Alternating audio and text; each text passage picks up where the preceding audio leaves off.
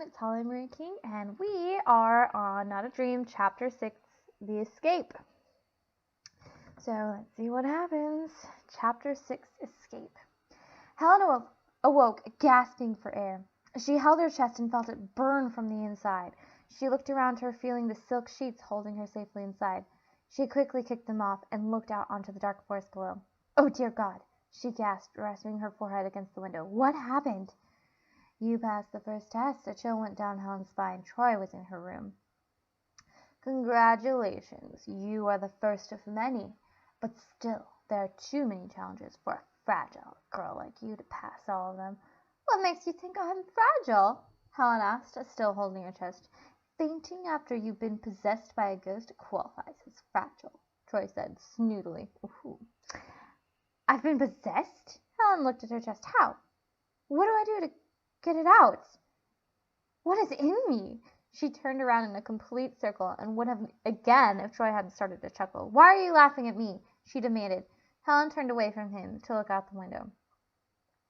"It's okay, Helen. You'll figure a way out of this. Calm down." "I'm not laughing at you. I'm laughing at your stupidity." "Is that still laughing?" "You," Troy answered. "Spinning in circles will not take the ghost from you." "Then what will?" Helen asked him, whipping around so she would have grabbed the vampire, but she knew better, even in her desperate state. "I have no idea." Troy frowned at her. "Why don't you tell her, Alice?" There was a tingling sensation in Helen's brain as the woman materialized in front of her. Helen jumped back into the window in surprise. "Allison? Where did you come from?" The voice was angry in her head. "How dare you survive this?" Didn't like the small progress she made, and it was very intimidating. "Inside of you," Allison said, giving her an apologetic look. "Sorry." "You mean you were the one that did this to me?" Helen put her hand on her forehead. "Duh. That's why you apologized." "Dang.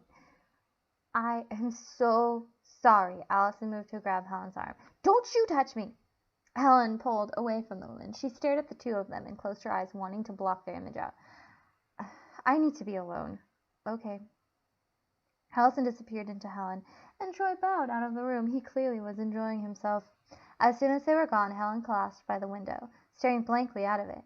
She was trying out a technique that usually worked to calm her down. It was to shut down everything but the brain. It was almost like yoga, but without all the breathing and the stretching. She stared out the window and thought until the sun came up again. Then she thought about how to get out of the mansion again. Helen walked over to the door of the bedroom, waiting. "Good morning." Greg walked into the room carrying Helen's breakfast. As soon as he turned around, she ran away from him in a blur and straight out the window. The glass shattered into pieces. I wonder if that actually would happen. Helen watched as the ground came upon her in a roar. She threw her hands in front of her face to protect it, but then she was pulled to face the forest and landed safely on the ground on her feet. "What just happened to me?" "I saved you," Allison said from within Helen's head. "Why?" Helen asked. A dark shadow hovered over her at that moment. She looked up to see Damien circling above her. He looked as though he was finding a good place to land. "I'll explain later. Right now, you have to get out of here," Allison urged the girl. Helen didn't need to be told twice. She took off, heading deeper into the forest. Helen ran until she couldn't run anymore. She stopped by a tree and looked around. She saw no signs of the angel and so decided to take a breather. "So, why did you save me?" she spluttered through gasps of air. "I need you in order to get out of this terrible place alive," Allison said to her, leaping out of the girl's head. "I feel terrible for what I did, but if you were in my position, you would do the same thing." "Maybe." Helen held her side and looked around her. For a forest, it was very quiet. It was a very quiet forest, but it was just very quiet. "You would. Everyone is the same," the voice said viciously to her. "Maybe you should just end it before you're stuck with more people." Helen shook her head to clear it. "Let's go." "What do you mean, maybe?" Allison followed, but along the tree branches. "If you were stuck inside a picture for years and years, wouldn't you want to get out?" "No. I would make an effort to make friends," Helen said to the woman. "If you have people who come back to you, then you wouldn't go around killing people." The voice grunted at her words. "What?" Helen kept weaving through the trees quietly for a moment. "That's what you did, wasn't it? You tried possessing people, and it kept killing them, right?" "Well, Yeah, but I didn't mean to kill them. Troy had promised me he would get me back to normal. So he would send people to me, and every time I tried to escape, they would die, Allison said sadly. But when you came along, you freed me.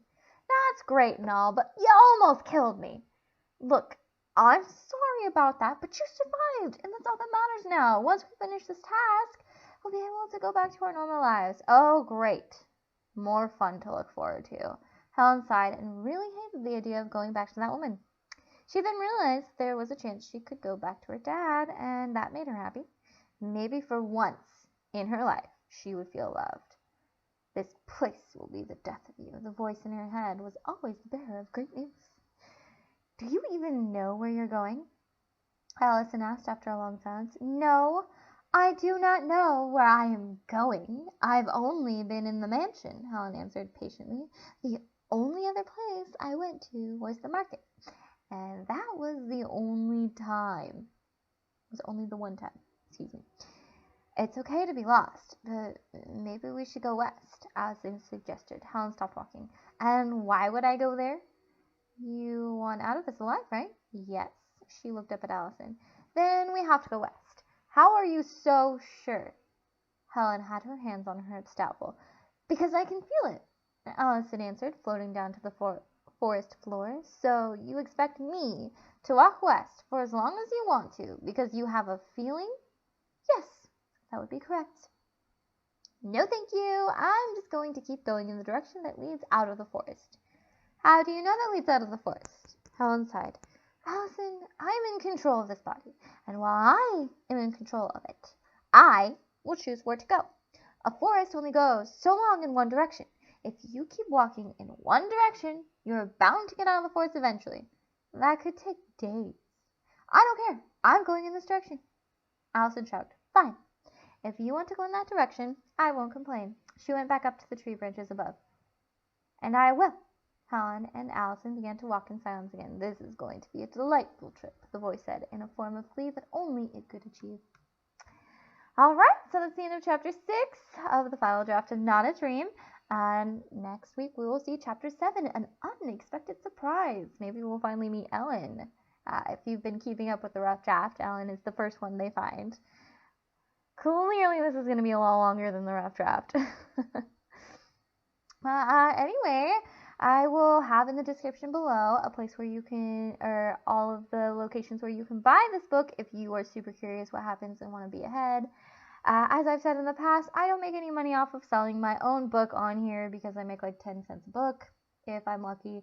So anyway, if you want it, it's there for you to look at, and so on and so forth.